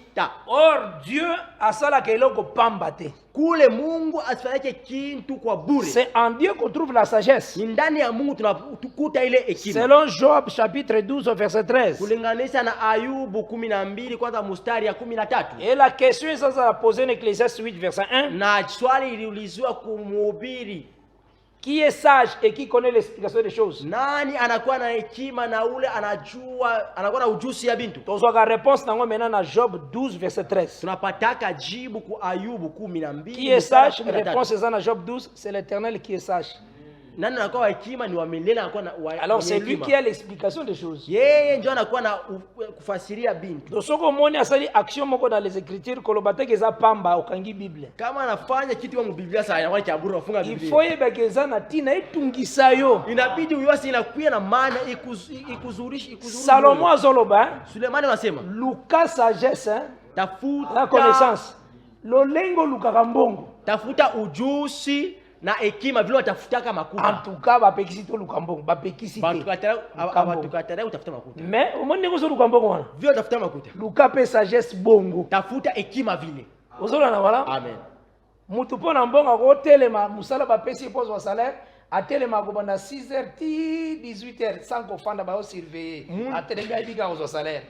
Muntu njia makuta anaweza mkampuni ashama kwanza. kwanza. Ezo pesa hemorrhoid. Kwanza supati ma. Azatara azoluka ndembongo. Eko atafuta makuta. Atelemi wana. Acha kushimama.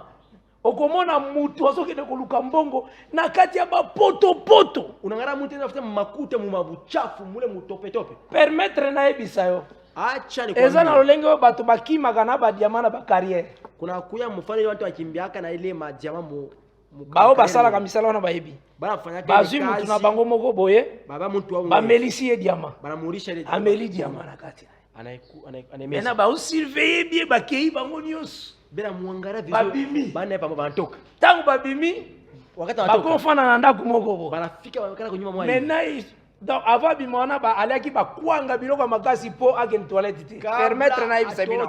Ile bidii alikule makwanga ngure vitu vya nguvu njuu ashende kuchukua. Po ezape kuluka mbongo. Ile yakuwa ni mfano utafuta donc tangu maintenant bakomi deja na cité ndenge bakimi na diamant na bango wana. Wakati wanafika mule mumuji vile walikimbia ile diamant. Maintenant mtu wana waliaki diamant wana agoka na ukindaka toilette ti. Ule muntu alikulia diamant ashiezi kwenda toilette. Bazulie traitement bakisi po amelaka po abima asala diarrhée mais basombeli epo. Bana mutafutia madawa nyinju ende. Nazo yeso ndenge baluka mbongo. Bana mutafutia ile po. Bazo surveiller bien koleka batu mususu. Bela muangara vizuri ushinda watu wengine. Donc j'ai été ce que m'a dit moi tout reste que asala ki toilette bazo zuwa po. Ba utafutia ile po. Po, je vous dis po. Ba utafutia ile po. Na kaka ya mutu bazo zuwa baboko. Bazo fina. Po bakoya ko salaire diamele kiekei. Bakifanya ile. Tala nengi bazo luka mbongo. Diamant itaenda inapotea. Ngapi atatoa makuta? Tangu bako zuwa diamant na bangwana. Bakoteka ngo parfois ba $100,000. Banaweza kuisha ma $100,000. Osoma nengi baluki Amen. Niveau nyonso balingi vraiment ko se face ti. Baba tele loko na bango pesa bango mbongo. Mfano yote bana lichunga njuba pate ile diamant njuba ibapatie makuta. Maintenant le Seigneur dit. Njuba na. Omoni ningi niveau zo kine kuluka mbongo. Unaangalia mfano tafuta makuta. Soki ba pesi yo rendez-vous. Kama na que ça les foro comme à 5h. Wakati usema na katuba atofana kana golf. Ufike wewe katuba saa ya 5h. Parce que mutu kuna lobiki azana vol moko spécial ko kende ba 6h juste. Ndio kule mtu alisema na oya po abongisi le $2,500. Kuya kule na kopesa mu muzute kana maboko nayo foko maka 5h juste. Inabidi ufike paka ile saa 5h. Oko viva 3h. Utatoka saa ya 3. Okobanga teke babandi baza. Nazo sizo. Utasema okuyuka somo babandi te. Utashika boka ba 3h. Utatoka 3h. Po ebisio 5h. Njoo kwambia saa ya. Uzona na mara? eza na moto musuko tanga azwi mbongo ebele wakati apata uta mingi azwi mbongo ebele tanga azwi mbongo ebele wakati apata uta mingi atiango wana ata force ala azokokola te atena anapenda lala ajilali kazi solo naomba kweli meka pongizo ya nate pimo kulala wapi kusingisha ikuye esika bomengo ezali esika motema ezali basi panakuya hazina ndio nakuya roho nzambalo babongo Mungu alisema vile muto uzo pongite mtu asipate tongo etana asubie azolo kona continue abeki teke endelesha donc apongi azozwa te donc azoveiller kisha ikuye hata kiloko soko tali tali longi bato balukaka mbongo kana vile bantu tafuta makuta namonaki documentaire moko bazolakisa na Nigeria nilifuataka documentaire inaonyesha kule kuna bato ndenge bazokosala ko exploiter pétrole d'une manière clandestine vile bantu wanakuwa bena chimbula ile petroli bamususu loboko meme ezozika bengine mukono na lungua mais ata aziki loboko akozwa traitement azongeli musala watamutunza roho mkali uzola na malamu pwani vizuri njoo nini azobimisa petrole na ezopisa mbongo ne mingi njoo atosha ile petroli na azoloba clairement lobike tala na loboko na ngandeke koma asangala mkono bila kuya mais nabikela kaka asanaishi yaka paka huko uzola na malamu amen mbongo baluka kango vraiment makuta wanaitafuta e bible lobi na bible lolengo ozoluka wana ile mfano atafuta connaissance tafuta ujuzi bongo tafuta vile donc il faut des sacrifices inabidi ko kanza teke boyebe yaka boy yeye yango moko wosha esa waki wala inakuwa paka hivi tu dois cultiver travail inabidi kutumika na c'est très important inakuwa ya bei il faut yo kape ba grâce o ya bien azolo ba grâce ba aventure te kushikia manema ya bien para manema michezo ya ba groupe de prière te hapana manema ya kule kuma ba grâce ya maombi ya bien-être ya ensemble na biso ile manema ya ekalu yetu parce que biso tozana ba vraie grâce tozweki grâce pa nzambe il faut kozana fierté na ba te nyonso tunapata nzamba pesi biso tulipata manema ya bien njungu atukabura bidi kuwe na donc c'est une grâce inakuwa ni neema donc bat assemblée des saints bazaka vraiment na grâce bantu mama ekalu ya matakatifu na zona na malam Amen. bat évangile bantu ya injili donc tosala ke forte atufanye atana ba matanga atakubirio so bato basala ba discussion atanta bafa mama ya ba doctrine mususu ya ma so ibamoni ka biso kama tuona tu baibika ba réponse tozo pa na ba sasa maji utawata kule sans effort bila après balobaki bino bosaka borgeye olingaka bato bandimaka makambo na bino napenda muntu achike mama ke ezande po ozoteya mabe inakuwa njura ubiri mubaya soko lobi bien kama unasa vizuri toko ndima tutechika parce bango bayebisaka biso po nini kanisi tokolobesaka mabe kolobi kaka ya bino nde eza bien paka bibaya paka bien ndio vizuri yango nde bozo borge munakuwa banta kiburi eyebiseke soko lobi eloko ya bien asokisiki nte kizuri mimi nitachika mais jusque là nyonso ozoloba wana paka hapa bien unasema eyaka mabe paka bibaya osomona problème ndenge ezala njo mambo vile ya et puis mutu aza na évangile muntu akuwa na injili asiportaka fausseté te ashitikake bongo soko koboya kopesa mbongo kama tata mpatia makuta po atelemeli fausseté na yo jua nakataka akozala l'aise atakuwa na ustarehe mutu aza na évangile oui na injili ayoka mbongo sa matin ashishikake boka donc makuta mwana nyonso évangile mtoto wa injili frère nyonso évangile sœur nyonso évangile ndugu wote wa injili dada wa injili azalaka complexe te ke abombali te ya po mutu aza homme politique soki ya niveau nini asikake te mule mtu osani chunge tu ubiri njuri mtu donc eza eloko moko effort eza te inakuwa na nguvu ozomona donc bavrai bayuda nde biso bale bayahudi ya kweli ndenge bible eloba bavrai circoncis vile vile simaka mwenye kutahiriwa vya kweli ni siye ozoma les vrais circoncis benye kutahiriwa vya donc kweli soki mutu aoteya mabe ozoyoka pasi kama mtu ubiri mba unasikia huzuni jour moko motei moko aza koteya mabe ateyi mabe ateyi mabe mutu mutu ebetinga vraiment kobeta yoki mutu fika nayoki pasi na bibalukelanga ata comprime mimi nasikia kuteswa natafuta nabengi ye mimi namwita nabia okontinue sokoteya te au tendesa kubiri kuna yo okontinue sokoteya te wewe kuna isha au tendela te outi na assemblée de saint nini mtu yo po ezala zaki visite bayambaki ye yanakuwa ni mugeni mampokelea omoni ba neti ba association yanalaka mama bo lokola batindeli ngai mutu moko auti kuna mbo soki naboyi kopesa parole okendeke biso topesaka parole oleba ntiyo mtu otoa kule kashi mpacha mimbali alors topesa po tozala bien na bandeko ni mkabulie tu donc po kozala bien na nzambe te donc mpona na bandeko wana bamonake toyebaka koyamba bien topesa parole yo asa tunapokelelaka vizuri alors naye kokuta inamkuta bapesi mutu moko parole bampatia mtu ezalika jour ya liboso na ye toka siku ya nakata kwanza assemblée ata na ye mu ekala parce que biso soko tie église assemblée de saints osali erreur parce que soko lingi ezala ya yo kotiango assemblée de saints te kama unapenda kwa ya kusheke mkutano watakatifu koloba te pe oyo eza église de saints soko elingi ezala bor na yo watakatifu kwa pende kwa ozomona elingi ezala bor na yo kwa pende kwa kitu odondwa na yo utawale pale otia mwasi na banotanga ne bofrande weka bibi yako kwanza kuangalia sadaka ozo mbongo no yo moko okende wora mama kuja kunyone keba kotiango assemblée de saints te toli ya wana usheke mkutano watakatifu ni shauri ata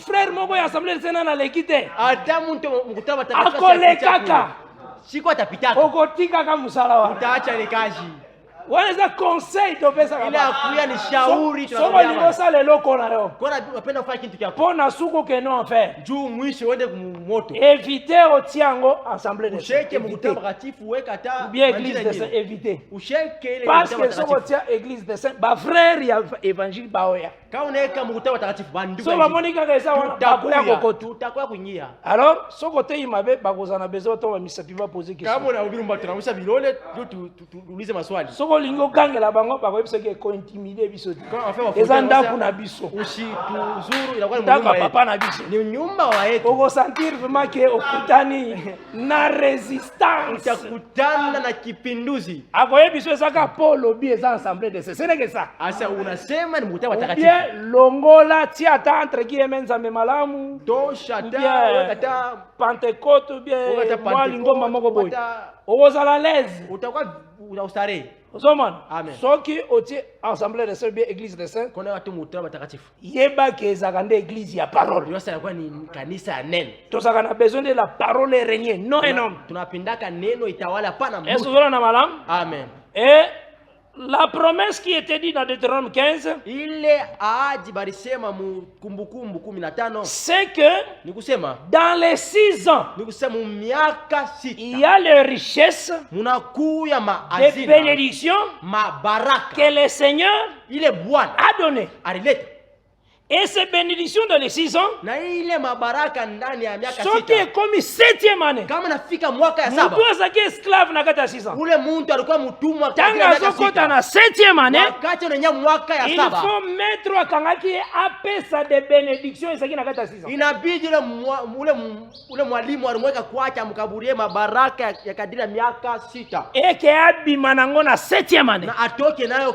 ya mwaka ya 7 Donc cela veut dire na kati ya 7e année, usema mu mwaka ya 7 biloko akolie kozala na kati ya 6 ans. wasa bintu ya kule itatoka mu miaka Est-ce que 6 aussi mama malam? amen Or ces 6 ans là le Seigneur alobaki yango pamba tene te utolobo. na ile miaka 6 Bwana sikusemee bure vitu tutaka kusema Ezala kotalisa le temps où Dieu a donné à l'homme le temps à travail, les 6 jours. ilikuwa ni wakati Mungu alimkaburia mtu wakati ya kutumika Donc Nathaniel c'est à la loi, le psaume et le ni prophète. kusema wakati yote ya sheria ya Il y a des bénédictions qui sont à l'intérieur. munakuya mabaraka ndani Et ces bénédictions, na ile mabaraka le Seigneur va servir yango pona 7e année. Bwana inabidi ailete njuu ya mwaka ya 7 Yango esengelaki to comprendre. njoo kuna inabidi sisi tuelewe Totalisa que 7e année ni kusema mwaka ya 7 eza na alliance éternelle. inagalaka na agano ya milele 6 ans wana liboso ni kusema ile miaka ya 6 eza na alliance moko passager. inagalaka na agano ya kupita Ozomona tant omonaka mpe ba Eli. njoo kule utaona ba Eli, Elia Eli. Eli le Tishbite ule Elia wa kutishbiti akendaki devant un torrent oyo esareta. alienda kumuto ile inakaukaka Et Eli appelé Jean-Baptiste na ule Elia wanamuita Yohana azalaki Mbatizaji devant le fleuve Jourdain. alikuya Oyo kule ezarete. mtoni Yordani ile ikaukaki Donc wana azalaki kotalisa acte qu'il faisait là, c'est l'acte du matin. ile Eli le tendo Tishbiti. anaanza kuonyesha ule Elia wa Tishbiti ilikuwa kama tendo ya asubuhi Mais Eli appelé Jean-Baptiste azalaki na acte du soir. ule Elia wanamuita Yohana Mbatizaji alikuya na tendo ya Pona kumangaribi asala entrée ya véritable souverain sacrificateur. juu afanye kuingia kwa mkuani mkuu wa vya kweli. Donc wana kuna torrent de Kerit ekauka. Kule muto ya Keriti ilikauka. Awa Jourdain kobanda Jean-Baptiste azaki na Jourdain batikeli ko yebisa bito ke Jourdain kauki non. Kwanza vile Yohana Mbatizaji alikuwa kule Yordani abakutuambia mu Biblia usema ile Yordani ilikauka. Donc c'est des alliances. Ile inakuwa maagano mbili. Moko eza passagère, Hii ya kwanza inakuwa ya kupita. mususu eza éternel. Hii ya kwa nyingine ya kwa milele. Donc na kati nango foyeba que Sio ndani yao inabidi wewe uyue. Dieu aussi Mungu naye dans sa manière ya kolobela ce qui est passagère na o eza éternel. mfano kusemeza ile ya kupita na ile ya milele. Alobelaki yango si na langage ya gloire. Alisemezea mu vipande ya utukufu. Na Exode 33 Kutoka Moïse asambele panzambe. Musa anaenda kwa Mungu. Montre-moi ta gloire. Anamwambia Mungu asa unioneshe utukufu wako. Osola na malam? Amen. Montre-moi ta face. Asa unioneshe uso wako. Montre-moi ta gloire. Unioneshe utukufu wako. Le Seigneur le dit personne ne peut voir ma face et vivre. Bwana amwambia hakuna mtu ataona uso wangu na anaishi. Donc le Seigneur a dit que sa gloire c'est sa face. Bwana asema uso wake anakuwa ni utukufu wake. Maintenant tanga tindaki Moïse a construit le tabernacle. Wakati Mungu anamtuma Musa akayenge Moïse a tongi tabernacle sisi kotonga tabernacle. Musa anayenga hekalu anaisha kuyenga. Et tanga sisi kotonga tabernacle. Wakati anaisha kuyenga ile hekalu. Na Exode 40 mule mkutoka 40. Balobi la journée, la nuée. Ezali kozala sur le tabernacle au-dessus. Banasema mushiku nguzo ya wingu ilikuwa juu ya hekalu. Mais la gloire a rempli le tabernacle. Na utukufu ya Mungu ilijaza hekalu. C'est ça le langage de la Bible. La gloire a rempli le tabernacle. Ni kusema ile utukufu ilijaza hekalu. Mais la nuée zaki au-dessus du tabernacle. Ile wingu ilikuwa juu ya hekalu. Et Moïse ne pouvait pas supporter la présence de la gloire. Na Musa sikuwezi kuikala ile utukufu. Parce que cette gloire c'est sa face. C'est la face de l'Éternel. Utukufu inakuwa ni uso ya Bwana. Maintenant qu'est-ce qui se passe-t-il? Nini napitikana? Moïse a fui la face de Dieu. Musa akimbia uso ya Bwana. Apesi mkongo wake. Analeta mkongo anenda.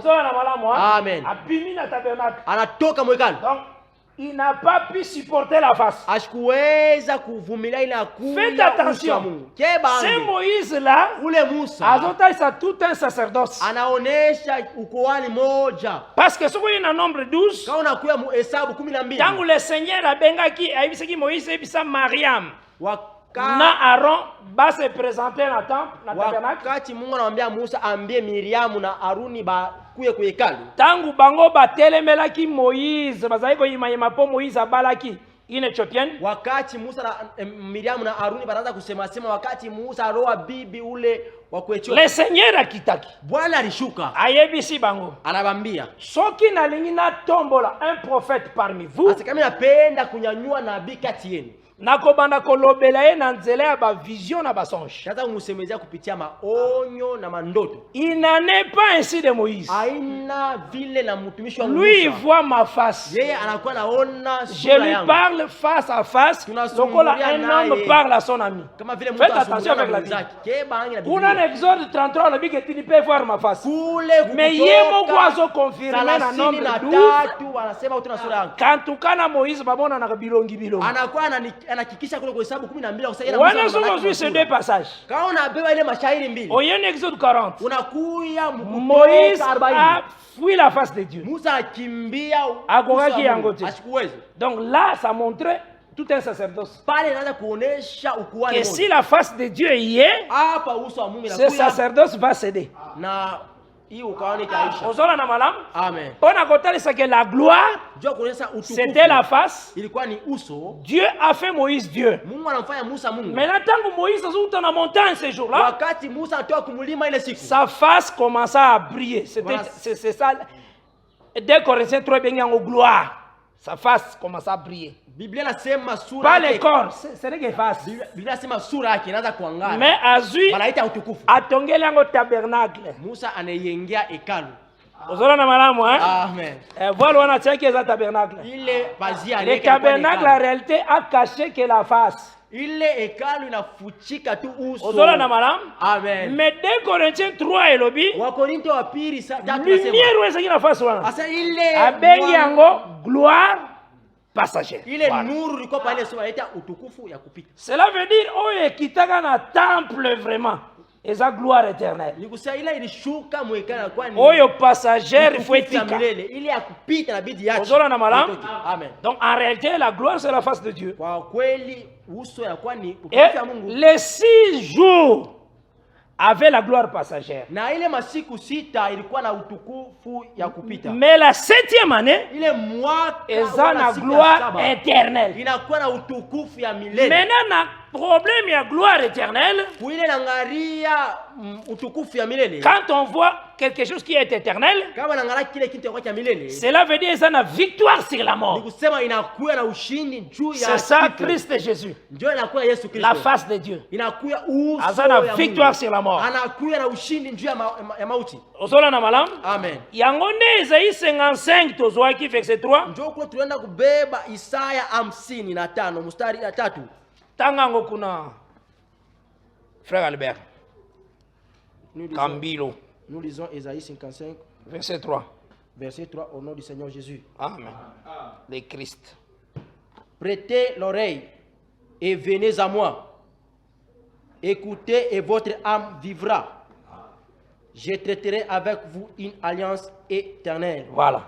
pour rendre durable mes faveurs envers David. Ah, donc, tant azopesa cette alliance éternelle, Wakati analeta ile agano ya milele. azozwa nde ba faveur à David aya kotisi yango na alliance éternelle. Ça va? Anabeba ile mawema ya Daudi anakuwa kuingisha mwagano ya milele. Donc, ce qui tozo comprendre, Kile tunaenda kuelewa biloko yo bénédiction eza na kati ya 6 jours. ni kusema ile mabaraka inakuwa kadiri ya Oyo masiku sita. ezomema mape kotama na 7e jour. Wewe unabeba njoo ingie mwishiku ya 7. Natangi nde Esaïe 55 verset 3. Tunasoma Isaya 55 Eza nde les grâces de David. inakuwa ni manema ya Daudi. Maintenant yango nde totangaki ces grâces. Njoo kule tulisoma ile manema. La parole est pour vous frères. Banduku neno kwa ni yenu. Yango tango na yelo makambo oyo nayebisa Nzambe pesa bato biloko mosusu tikelanga Mimi parole. naambia Mungu sasa kabla watu wenyewe ya chini. Kabela bango biloko esengeli. Ubakabure vitu wanapenda. C'est la parole eza kitoko mingi. Neno la kuya butamu kabisa. Ezali na motei moko atosambeli mpona ete yabiate ya kama be. Ubiri mwenye atona Ozoka motei mbiso biso au gêner même pas te ya bien. Unafunga chakula njoo ubiri vizuri. Soka telemi. Kama nashimama. Ate ya kama beka. Hata ulipa kama ubaya. Andi makapete po corriger, sasa atozo corriger. Ashichika abadilishe atena unampatia ile Na wana ngane na zaki na bitidi ya kusala ba enregistrement. mwile wakati ni kwa na ile zowezo ya Wana tango tozana na ba kimbongo. wakati ulikuwa kule Kimbongo Na Yolo City. kule ku Yolo City. Alors nazakozwa enregistrement ya lité anyos. Mimi nazoba ma enregistrement ya maubiri. Je me mettais beaucoup travailler. Mimi naanza kutumika Ndenge sana. na soki neti muteya zoteya. Vile mubiri ena ubiri. Alobi kembo likambo eza na psaume. Apesi verset. Anasema hii Ngande na ndaku na keno tanga nde psaume nyonso. Tina zo verset wana. Mimi kule kunywa tena kusoma Zaburi yote Mazaburi pesa devoir. Soka lobelo kwa nesa na bakuk. Tana osoma ndako. Kile kinti kumu na kotanga bakuk mobimba. Kana nako nyuma tasoma. Soki na moni yango na continuer. Kama na yona niendelesha. Na mimi taisha. Je me mettais à travailler comme ça. Mimi naanza kutumika paka vile. Usola na malam. Ate. Anahubiri. Ate bien te. Ashubiri mzuri. Ezaki enregistré. Nilibeba ile. Mena ba ebisi ki oteki bien te tala boy corriger ali bien. Sema ukubiri bien, angalia urubiri mbaya. Nde baba nga freki ala. Sanduku kyala. Est-ce que sana cassette ona elitea wana? Unakuwa na ile. Gabi nazana ngo. Aristema ile mahubiri. Yanga na mwana. Mimi nakuwa nayo. Na ye na radio. Mimi nakuwa na radio. Cassette na tie. Mimi nakuwa na misu ne to fongoli. Mungongo ne zoloba. Sauti yake unasema. Ayoki manega te. Anashikia vya. Mawanga ni kakalomi. Anakatala. Ateki bongo te. Asibishi kuhubiri vile. Wewe ndio kaki mtu sobo. Asa alikuwa mtu aleta boka. Je prends Jésus qui ça témoin. Mimi nabeba Yesu Kristo mshuhuda. Nato tier cassette. Tunaweka registrement. Yondo zoloba. Sasa wanje unasema. Na boy Anakatala. Tala sorta but. Angara. Boy vraiment ko. Anakatala sema na mimi. Mais où estalité utote yango yo vraiment ça reste. Wewe urubiri hivi. Tana sorta mut. Angara hali ya mtu.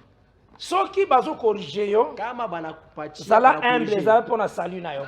Kuya mnyenyekevu inakuwa njia ya wokovu wako. Donc quand tu trouves une erreur na kata motei bosololi par rapport à la parole. Kama unakuta ile kosa ndani ya mhubiri mnasumbulia kulinganisha neno. Et si le humble kama anakuwa mwenye akoleka le jour oya culte mususu atapita siku ya ibada ingine akotanga nanu version ngomoni version na teke mabe atasoma ile ndio nilisema mubaya tala na solola kina bandeko tala ndenge ba agima ba pesi nilisumbura banduku angalia après continue liter nayo angalia vile barisema sasa mutu nyonso yebi ko corriger loko. C'est ça le respect même de l'église. L'église doit être respectée. Cela est appelé la maison du Seigneur. Amen. Ah, parce que place à la parole est bois comme un libanda, mais respecter homme de Dieu. Homme de Dieu. Il faut respecter beaucoup l'homme de Dieu. Au moins ata sala ki erreur mais ko bango libosote oshiseme mbele ya bantu ata te ki mabe mais c'est un homme de Dieu asa quand même considéré makasi ni muntu wa Mungu ayibani mingi asa na grande église anakuwa na kanisa munene. Donc ozo sepe la parole etika la erreur unapenda nini asa na grande église unapenda neno baki na kosa ndio anakuwa na kanisa munene poso banga kangelo porte poso ki okekuna mwaozo mabonze zate njoo unakataa kufungia mlango njoo kaona ya korija anga na misa akanga porte ya église ne yo ana afunye mlango kanisa corriger tutamcorriger à cause de la parole de Dieu juu ya neno ya Bwana. Osolo na malam Amen. Nde tozui Acte chapitre 13 ule tuneno beba matendo oto kene clôturer déjà 13. Je sais que le Seigneur a koyeba kosunga biso le jour dimanche. Njoo najua sa Bwana anaweza toja toujours na kati ya deux rédemptions. Tunakuwa paka maukombozi mbili. Tozo tambola na kati ya trésor yango ndenge yango ezali. Tunatembea ndani yake ya hazina vile kuya. Koyeba que la parole tozali na yango. Njoo tuseme kusema hii neno na kati nango ce sont les grâces de David. Ça va? Ndani yao nakuwa ni manema. Cette parole est na ba grâce de David. Hii neno nakuwa na manema ya wema ya David. Ils ont détenir deux rédemptions. Inakuwa ndani yao na maukombozi. Donc rédemption âme, inakuwa ukombozi na rédemption corps. Na ukombozi ya mwili. Cela est possible kaka. Ile inakuwa ya kuwezekana. Soki ba grâce de David comme na kati. Kama mawema ya Daudi. Parce que tant que ça la mention nango par la grâce de Dieu. Wakati tutahitaji kupitia neema. On remarquer vraiment que soki yango comme na kati na yo fobi que la de rédemption. Utangarasa wakati na kufikia inabidi. Oya ko remarquer. Ishi maukombozi mbili. Utaona. On remarquango vraiment. Utaiona vile. Tozui nanu acte 13 poto clôturer aujourd'hui to tia point virgule. Tunabeba matendo ya mitume 13. Tozui à partir du verset 34. Tunabeba kwanza kumustari ya 34. Banana verset 33 frère Tanga. Nous lisons Actes des Apôtres chapitre 13 verset 33 jusqu'à 36. Verset 33 jusqu'à 36, nous lisons au nom du Seigneur Jésus-Christ. Dieu l'a accompli pour nous, leurs enfants, en ressuscitant Jésus-Christ selon qu'il est écrit dans les psaumes 2e. Tu es mon fils, je t'ai engendré aujourd'hui. Qu'il est ressuscité des morts, de telle sorte qu'il ne retournera pas à la corruption.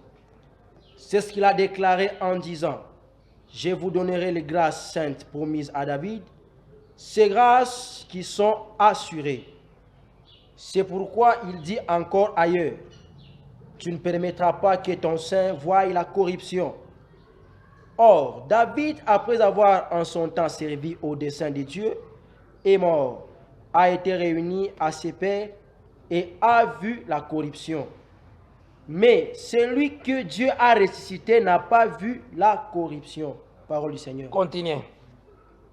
Sachez donc, hommes frères, que c'est par lui que le pardon des péchés vous est annoncé. Amen. Et que quiconque croit est justifié par lui. Amen. De toutes les choses dont vous ne pouviez être justifié par la loi de Moïse. Amen. Amen. Unaona? Au moment ya résurrection tanga sekwi wakati ya ufufulio wakati anafufuka seka zokotsa biso na 7e jour tuingisha musiku ya 7 oyo tozana ngo lelo ili tutakuwa nayo leo dans l'église ndani ya kanisa balibike résurrection na epesi biso nde les grâces de David na Biblia nasema ile ufufuko ya tukaburia sisi ya kuya mawema ya Daudi soki en réalité na kati na yo grâce de David eye kama ndani yako mnakuya ile neema ya Daudi Il faut savoir que les deux rédemptions eza pour yo. Inabidi ujua kusema ile maukombozi mbili inakuwa juu yako. Donc obikeli nanu la conversion, unaishi ile kubadilisha kwa moyo, la nature ya sans péché, ile umbile bila dhambi, se renoncer na vie ya mabe, unaacha inakuwa maisha mbaya. Donc c'est que obikeli rédemption ya âme, unaishi inakuwa ukombozi ya nafsi. Ozoze la mena rédemption ya corps. Unachunga inakuwa ukombozi ya mwili. C'est toujours selon les grâces faites à David. Inakuwa paka manema ile Mungu alimfanyia Daudi. Parce qu'il faut comprendre ça très très bien. Inabidi uelewe vizuri. Paul alobi yango nde tozwi à la résurrection de Christ. Ndio kule Paulo anasema njoo tulipokea kwa kufufuka ya Kristo. Et que le Seigneur apambola bino richement. Amen. Et que la paix du Seigneur est na bino. Amen. Je donne aussi mon numéro parce que zakina tina batu bazosenga aussi yango. Naleta namba ya simu yangu inakuwa ya maana. Plus 243 82 27 69 986. Plus 243 9 98 68 32 53. Que le Seigneur Jésus-Christ apambola moko na moko. Amen. Kimi ankolo vraiment ezala na yo. Pe sengo ya kosalela Nzambe tonda na motema na yo. Ile furaha kutumikia Mungu ijaze. Que Jésus-Christ te bénisse. Amen.